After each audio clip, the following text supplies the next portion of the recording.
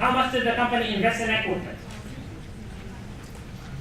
Read the paper. How much? Read those 7,000. So we have minus 7,000. This is not minus minus. Just to let you know. So the way you would do it here is equal to. This is equal to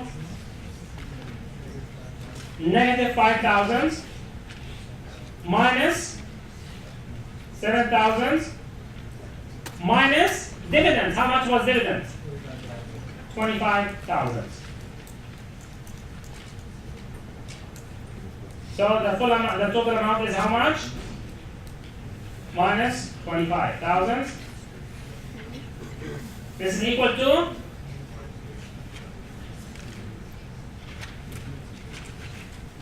nope, this is not it.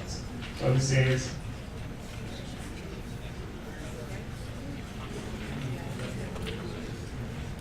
$37,000 minus $37,000. So this is your free cash flow.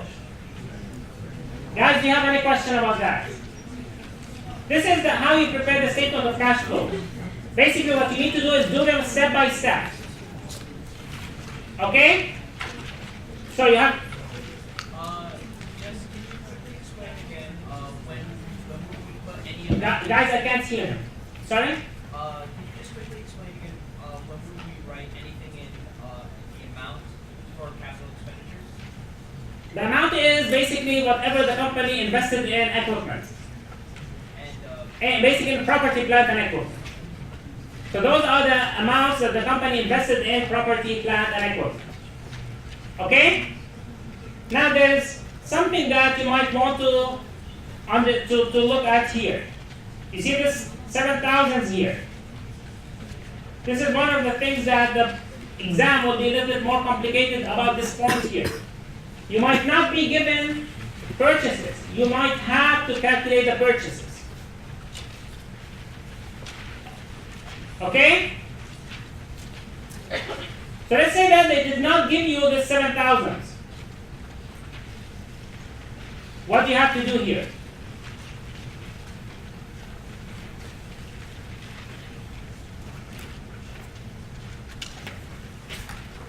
So what do you have to do here?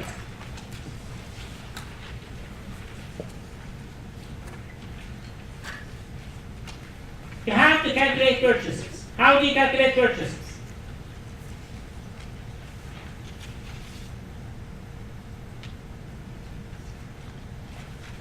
For one, the first thing, you have always the beginning balance. So how do you calculate how much the company purchased over a year? You look first at what? What the company originally had as equipment, right? And then during the year they purchased some equipment, they sold equipment, and they end up with ending balance, right? We have the ending balance, we have the beginning balance, we know how much the company sold. You will be told that the company sold such and such. You have to account for any gains or losses because this will affect also the net balance, right? So let's see how. Beginning balance, PP&E, net. Do you remember what we mean by PP&E net? This is property, plant, and equipment minus accumulated depreciation, because this is the combined value. This will give you what? The book value, right? Do you remember that? Property, plant, and equipment less accumulated depreciation. So this is the beginning balance. During the year, what do you have? Plus purchases.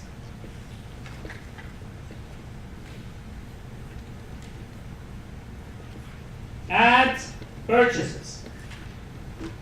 Then what do you have? You subtract what? What do you subtract? What? What do you subtract? What are we talking about here? Property and equipment. You subtract depreciation. But before that, we'll have purchases and then what?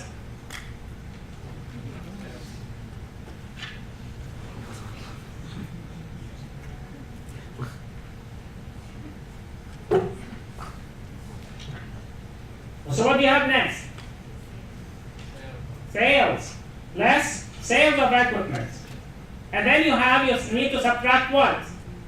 Again, depreciation. Less depreciation. What else? You still have gains and losses. If you have gains, what do? Add gains less losses. This will give you what? Ending balance. Okay? PPE net.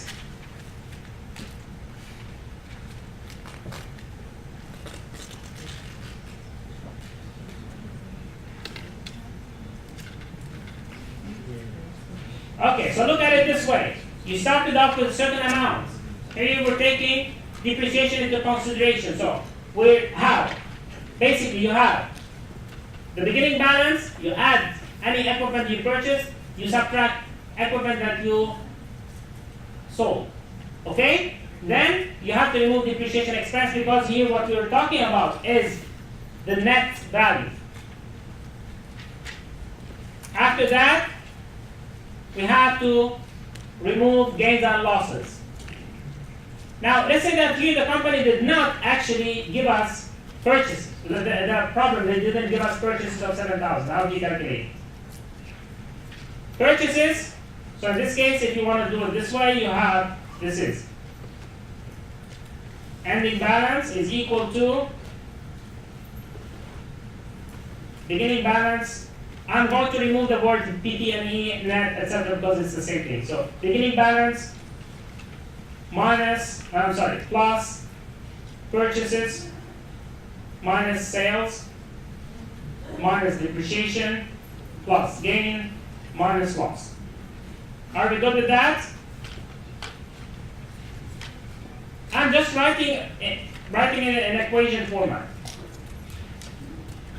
So purchases are equal to what? You have, just move everything to the other side. You have ending balance minus beginning balance plus sales plus depreciation minus gain plus loss. So let's plug in the numbers. It's equal to, so we have equal to, ending balance is how much? What's ending balance? Net. Look at it net. So ending balance is equal to 17,000 minus 27.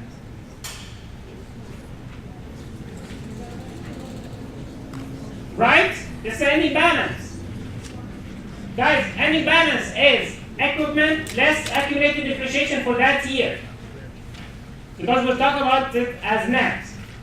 Minus, the second one is beginning balance, is how much? 78,000 minus, come on, 24,000. And then what do we have? Sales. He told us that they sold it for 12,000 minus 12. Okay? Then minus depreciation, which is 6,000.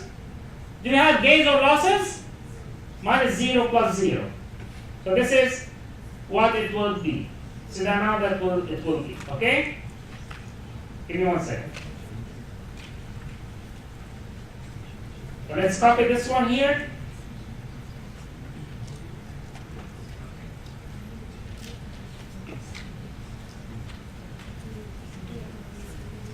Okay.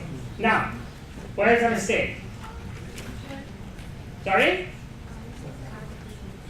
We're supposed to add depreciation. Okay?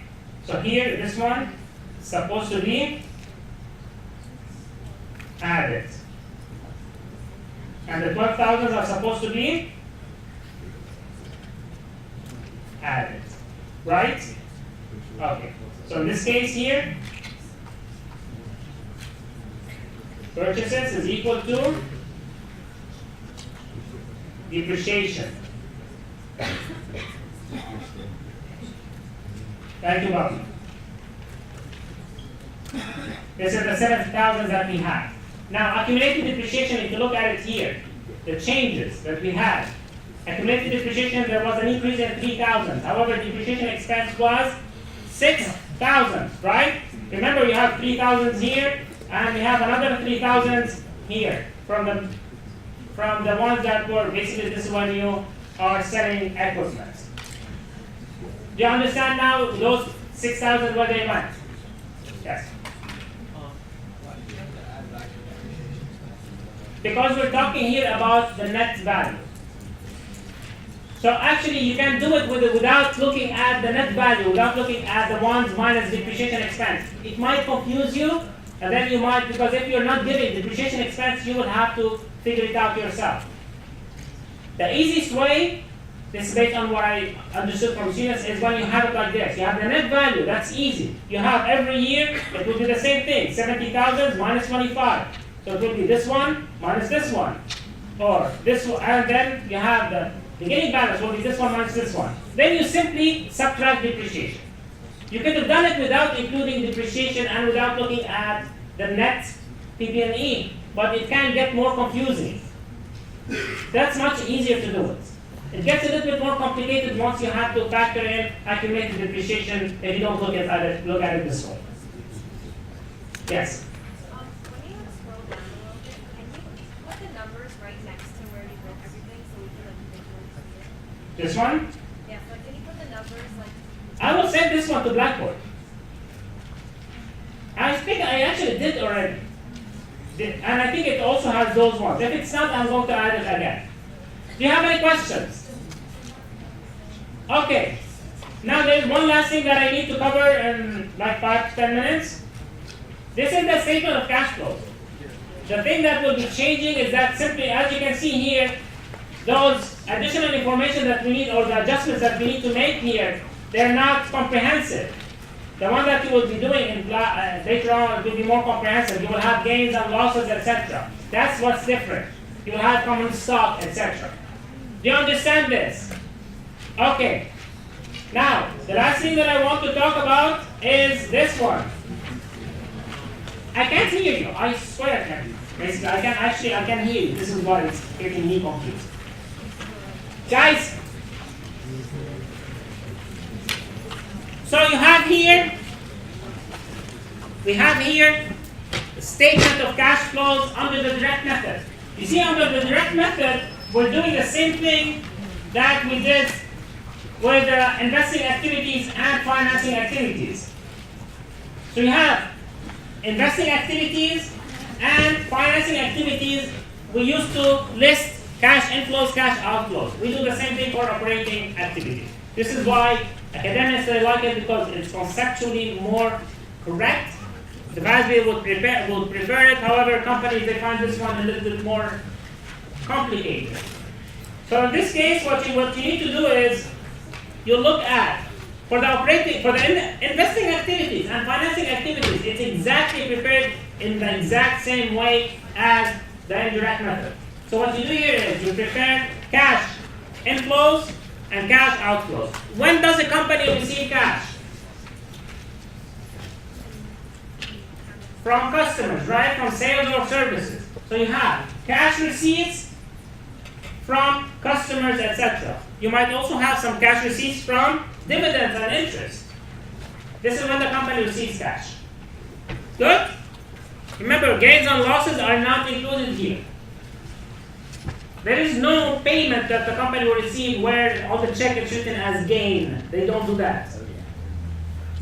Okay? So you have here cash receipts from customers or from dividends and interest. Cash payments can go to employees, rent, utilities, taxes, suppliers. All these will be cash outflows. So for the statement of cash flows under the direct method, you list all these ones one by one. Here we don't start with net income. You don't need to start from net income and start adjusting that to get to that cash. You're actually listing them one by one. The information that is needed to prepare the statement of cash flows under the direct method is the same. Comparative balance sheets, income statement, and additional information. And this is exactly the same one that we used for the other examples. The difference here is that for accounts receivable, okay, when you have an increase in accounts receivable, so what you need to do is you need to look at cash inflows that are from customers. Those are the payments that the customers made. However, in order to adjust for those revenues, in order to adjust for that amount, what you need to look at is what parts of those sales revenues were actually in cash. Do you understand that? What part of those revenues were actually in cash? Those are the cash inflows. And what other cash the company collected? Do you remember when we had an increase or decrease in accounts receivable? This is the same way here. So what you have here, you have cash receipts from customers. This is sales revenue. But then you adjust for the revenues, you adjust them for the change in accounts receivable. If you have a decrease in accounts receivable, you add it. Why? That simply means that the company received all the revenues from this year in cash, plus they collected some of the previous accounts receivable from the previous year. So they actually received more cash than the revenues. As a result, you add the decrease in accounts receivable, you subtract the increase from basically in accounts received. Cash payments to suppliers.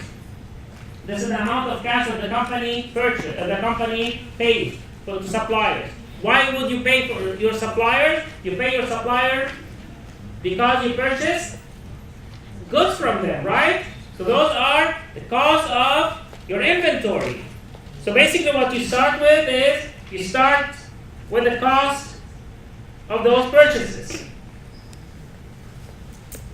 According to the accrual basis, the cost was the cost of goods sold. This is the amount that the company recognized as the cost of inventory because they matched the inventory, basically the expense, with the revenue, with the amount sold during that year.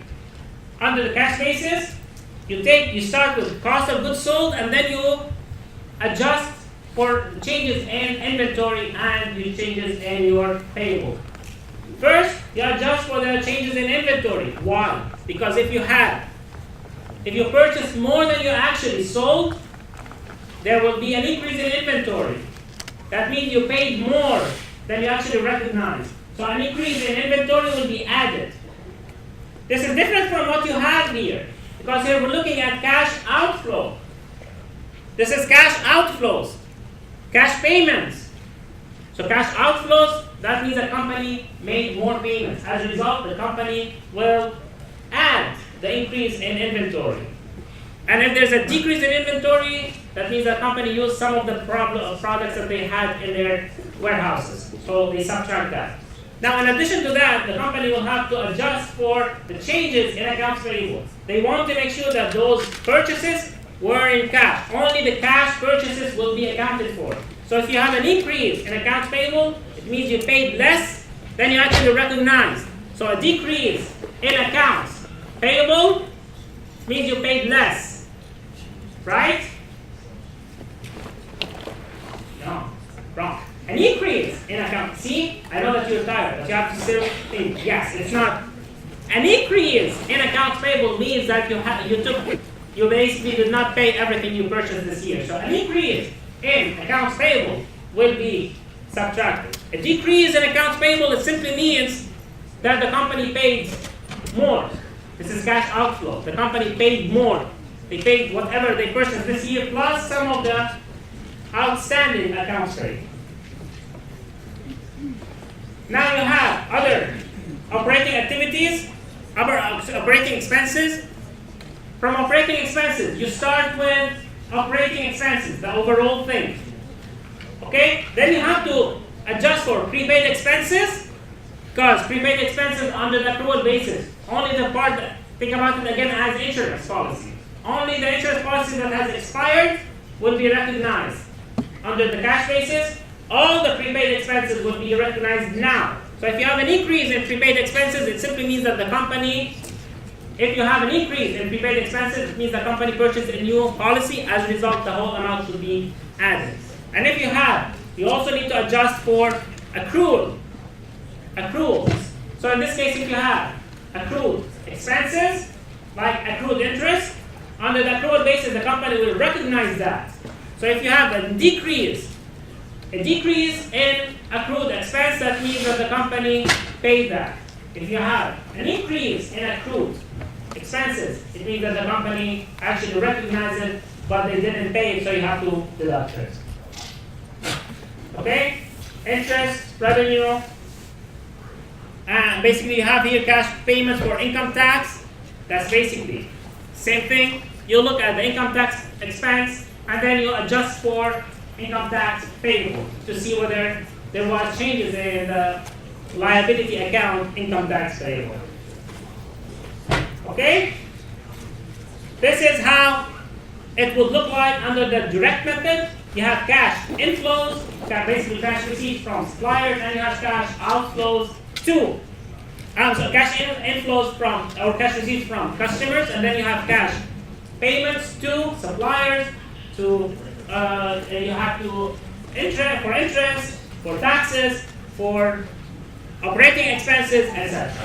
This will give you net cash provided by operating activities. This is the same amount as the amount that is mentioned, that is the amount that was calculated under the indirect method. It has to be the same amount. Any questions? It was nice knowing you guys. See you all.